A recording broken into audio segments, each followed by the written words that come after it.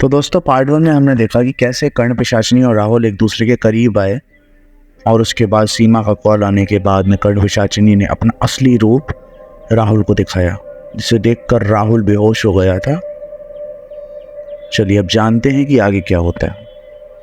Hello दोस्तों, अगर आपको मेरी वीडियोस पसंद आए तो प्लीज़ वीडियो को लाइक और शेयर करें। उसके साथ साथ चैनल को सब्सक्राइब करना भी ना भूलें। राहुल को जब होश आया तो कर्ण पिशाचिनी जा चुकी थी।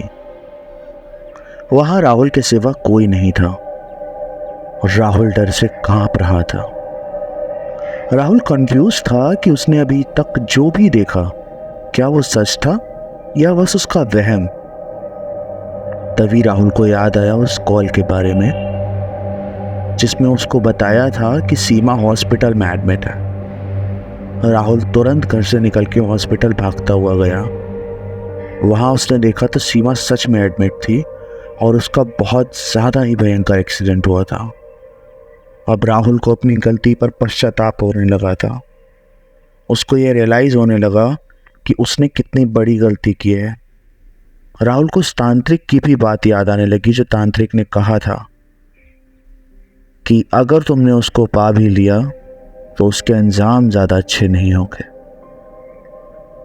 राहुल ने अगले दिन तांत्रिक के पास जाने का सोच लिया था कि वो अगले दिन तांत्रिक के पास ज़रूर जाएगा। और राहुल जैसे ही अपने घर पहुंचा उसने देखा वहाँ कर्ण पिशाचिनी पहले ही राहुल का इंतज़ार कर रही थी। राहुल आया और कर्ण पिशाचिनी ने हंसते हुए राहुल को बोला, आ जाओ, तुम्हारा ही इंतज़ार था। राहुल ने कर्ण पिशाचिनी को ये पूछा कि वो ऐसा क्यों कर रही है। तब कर्ण पिशाचिनी ने उसको हंसते हुए बताया कि ये जो पहले भी बताया था मैंने तुम्हें कि अगर मुझे छोड़ के किसी और के पास गया तो बहुत गलत हो जाएगा। तू भी मरेगा और अब वो भी मरेगी। इतना बोलते ही अचानक से राहुल को लगा जैसे वो हवा में उड़ रहा है। राहुल चिल्लाने लगा और अचानक से राहुल नीचे आ गिरा, जिससे राहुल को बहुत चोट लग गई। राहुल रो रहा था। सब राहुल रो रहा था। बस राहुल अब वापस उस तांत्रिक के पास जाना चाहता था। और जैसे ही राहुल उस तांत्रिक के पास पहुंचा, तांत्रिक को राहुल ने सब कुछ बता दिया। और तांत्रिक ने राहुल को बोला कि कर्ण पिशाचिनी को दूर करने का बस एक ही उपाय है कि भगवान की पूजा स्टार्ट कर दो और एक हवन करना होगा। राहुल तांत्रिक की हर बात मान गया। पर तांत्रिक ने कहा उस बीच वो कर्ण पिशाचिनी हर तरह से तुम्हें छलने की कोशिश करेगी। वो चिल्लाएगी, रोएगी, प्यार से तुम्हें बुलाएगी, हंसेगी। लेकिन अगर तुम थोड़ा भी कंफ्यूज हुए या डगमगाए या तुमने उस पर ध्यान दिया तो वापस कर्ण पिशाचिनी कभी नहीं जा पाएगी। राहुल उस तांत्रिक की हर बात मान गया। अगले दिन हवन स्टार्ट हुआ।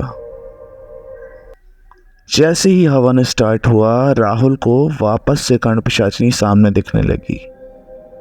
वो पहले हंसने लगी, राहुल को बुलाती रही।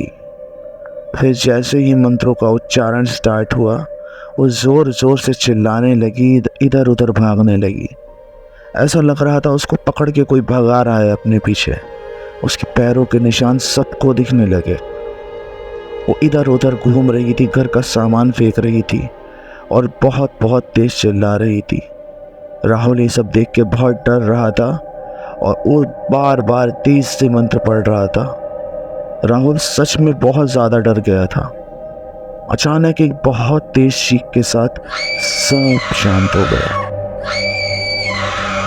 तांत्रिक ने राहुल को बताया कि अब वो जा चुकी है, सब कुछ शांत हो गया है। राहुल ने फाइनली चैन की सांस ली। राहुल खुश था कि फाइनली अब राहुल अपनी ज़िंदगी में किसी की कैद में नहीं रहेगा। फाइनली राहुल को सीमा भी मिल जाएगी और राहुल की पूरी फैमिली भी राहुल को मानने लगेगी और प्यार करने लगेगी।